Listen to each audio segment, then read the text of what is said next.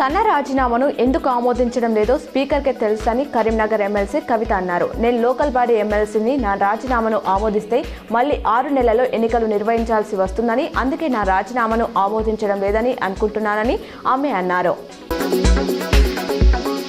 Shaikpet division Shivaji Nagar colony వాసులతో కలిసి BRS party అభ్యర్థి Maganti సునీతకి vote వేసి గెలిపించవలసిందిగా మాజీ మంత్రి ఎమ్మెల్యే వేముల ప్రశాంత్ రెడ్డి, ఎమ్మెల్సీ దాసోజు శ్రావణ్ అభ్యర్థించారు.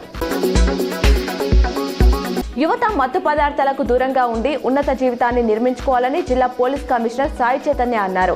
ఆర్మూర్ పట్టణంలోని బాలురా పాఠశాల మైదానంలో శనివారం అమరవీరుల దినోత్సవాన్ని పురస్కరించుకొని పోలీస్ శాఖ ఆధ్వర్యంలో డ్రగ్స్ నుంచి దూరంగా స్పోర్ట్స్ కి దగ్గర కార్యక్రమంలో భాగంగా ఉమ్మడి మండల స్థాయి బాల బాలికలకు వాలీబాల్, కబడ్డీ పోటీలను నిర్వహించారు.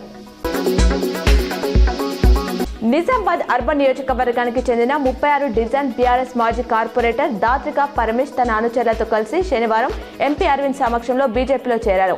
ఎంపీ అరవింద్ వారికి కండువా కప్పి బీజేపీలోకి ఆహ్వానించారు.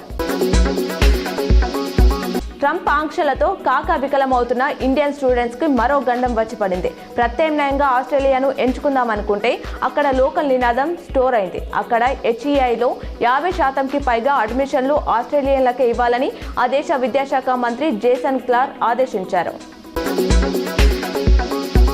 నిజామాబాద్ నగర అభివృద్ధి విషయంపై శనివారం కలెక్టరేట్లో కలెక్టర్ వినయ్ కృష్ణారెడ్డితో కలిసి నిజామాబాద్ అర్బన్ ఎమ్మెల్యే ధన్పాల్ సూర్యనారాయణ వివిధ శాఖల అధికారులతో సమీక్ష నిర్వహించారు. మున్సిపల్, R&B శాఖ, విద్యాశాఖ, నీటిపారుదల, పబ్లిక్ హెల్త్ శాఖలతో పాటు ప్రభుత్వ జనరల్ ఆసుపత్రిపై సమీక్ష జరిపారు.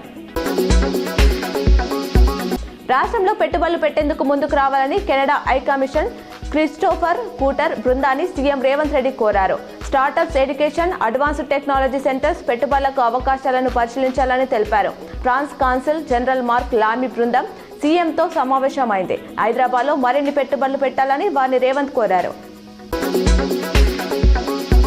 రాష్ట్ర షెడ్యూల్ కులాలు, షెడ్యూల్ తెగల కమిషన్ చైర్మన్ బక్కి వెంకటయ్య శనివారం నిజామాబాద్ కలెక్టరేట్లో collector T Vinay Krishna Reddy, police commissioner Sai Chaitanya ఇతర అధికారులతో భేటీ అయ్యారు.